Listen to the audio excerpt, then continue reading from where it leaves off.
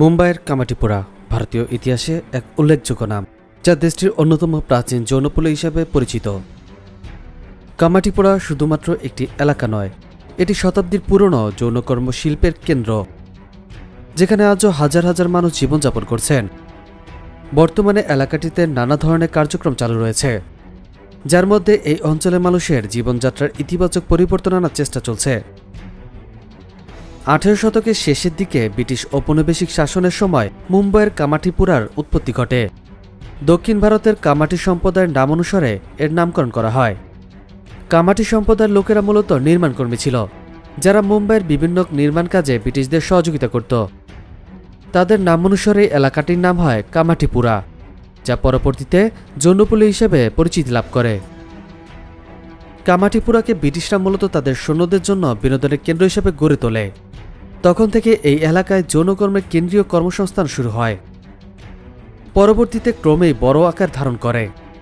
নানা আর্থিক ও সামাজিক পরিস্থিতির কারণে ভারতীয় মহিলারা এখানে এসে যৌনকর্মে যুক্ত হন। ধীরে ধীরে এটি মুম্বাইয়ের অন্যতম বড় যৌনপল্লীতে পরিণত হয়। ব্রিটিশ আমলের স্থাপত্য, একই সাথে কামাটি সম্প্রদায়ের ঐতিহ্য এখানে কামাটিপুরার সংস্কৃতিতে বিদ্যমান। বিভিন্ন ধর্ম ও সম্প্রদায়ের মানুষের মেলবন্ধন কামাটিপুরাকে এক অনন্য সংস্কৃতির কেন্দ্র হিসেবে চিহ্নিত করে। এখানকার ঐতিহ্য মূলত যৌনকর্ম কেন্দ্রিক হলেও এটি স্থানীয়ভাবে কিছু ধর্মীয় সাংস্কৃতিক অনুষ্ঠান পালনেও পরিচিত। কামাটিপুরার প্রধান অর্থনৈতিক কার্যক্রম যৌনকর্ম। এখানে প্রতিদিন হাজার হাজার মানুষ আসে। যৌনকর্মীদের জন্য এটি একটি প্রধান আয়ের উৎস। গড়ে প্রতি গ্রাহকের জন্য 500 থেকে 5000 রুপি, যা বাংলাদেশি টাকায় 700 থেকে 7000 টাকা পর্যন্ত চার্জ নেওয়া হয়, যা গ্রাহকদের সামর্থ্য ও সেবার ধরনের উপর নির্ভর করে। এই অঞ্চলে বহু পরিবার যৌনকর্মকে কেন্দ্র করে তাদের জীবিকা নির্বাহ করে থাকে। কামাটিপুরার বিভিন্ন বয়সের নারী যৌনকর্মে নিয়োজিত। সাধারণত এখানকার যৌনকর্মীরা 18 থেকে 40 বছর বয়সের মধ্যে হয়ে থাকে, তবে অনেকেই কম বয়সে এখানে এসে এই পেশায় যুক্ত হন, বিশেষ করে যারা অর্থনৈতিক কষ্টে আছেন বা প্রতারণার শিকার হয়েছেন। বেশিরভাগ সময় আর্থিক সংকট বা প্রতারণার ফাঁদে পড়ে এখানে আসতে বাধ্য হন। এ এলাকায় কাজ করতে আসা নারীদের ভারতের বিভিন্ন প্রদেশ থেকে আসেন, বিশেষ করে পশ্চিমবঙ্গ, ঝাড়খণ্ড, ওড়িশা, উত্তরপ্রদেশ, বিহারের মতো রাজ্য থেকে অনেক নারী এখানে আসেন কাজ করতে। এছাড়া বাংলাদেশ ও নেপাল থেকেও অনেক নারী পাচারের মাধ্যমে এই পেশায় জড়িত হয়। আর্থিকভাবে দুর্বল, নিরুপায়, যাদের পরিবারের আয় রোজগারের অবস্থা সংকটাপন্ন, সেই নারীদের এখানে আসার প্রবণতা বেশি। কামাটিপুরায় স্থানীয় মুম্বাই নারীদের চেয়ে বাইরে থেকে আসা নারীদের সংখ্যাই বেশি। বেশিরভাগ নারী আর্থিক সমস্যায় জর্জরিত হয়ে এখানে আসেন। পরিস্থিতির কারণে তারা এই পেশায় জড়িয়ে পড়েন। কামাটিপুরায় যৌনকর্মীদের উপর সর্দারদের বিশেষ প্রভাব রয়েছে।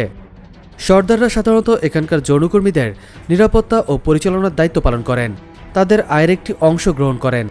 এই অর্থকে সাধারণত হাফা বা মালিকানা হিসেবে উল্লেখ করা হয়। সর্দাররা যৌনকর্মীদের সুরক্ষা, গ্রাহক সংগ্রহ, খরচ পরিচালনা কাজেও সহায়তা করে। সর্দারদের প্রতি সপ্তাহে বা মাসিক ভিত্তিতে টাকা দিতে হয়, যা তাদের আয়ের থেকে সংগ্রহ করা হয়। দালাল চক্র কামাটিপুরায় গুরুত্বপূর্ণ ভূমিকা পালন করে। অনেক নারী এই দালালদের মাধ্যমেই কামাটিপুরায় আসেন, যাদের মধ্যে অনেকেই প্রতারণার শিকার হন। দালাল চক্র অনেক সময় গ্রামের দরিদ্র পরিবারগুলোর নারীদের প্রলোভ দেখিয়ে এখানে নিয়ে আসেন। তারা সুন্দর জীবনের আশ্বাস দিয়ে তাদেরকে মুম্বাইতে এই পেশায় জোরপূর্বক যুক্ত করেন। কামাটিপুরায় অনেক নারী এই চক্রের মাধ্যমে এসে দুঃখজনক পরিস্থিতির মুখোমুখি হন। দালালরা নারীদের বিভিন্ন প্রলোভন দিয়ে এখানে এনে তাদের সর্দারদের কাছে হস্তান্তর করেন।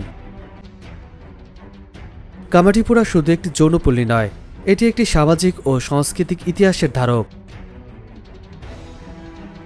যৌনকর্মের মাধ্যমে অর্থনৈতিকভাবে সক্ষম হলেও এখানকার মানুষ ধীরে ধীরে উন্নয়নের দিকে এগিয়ে যাচ্ছে।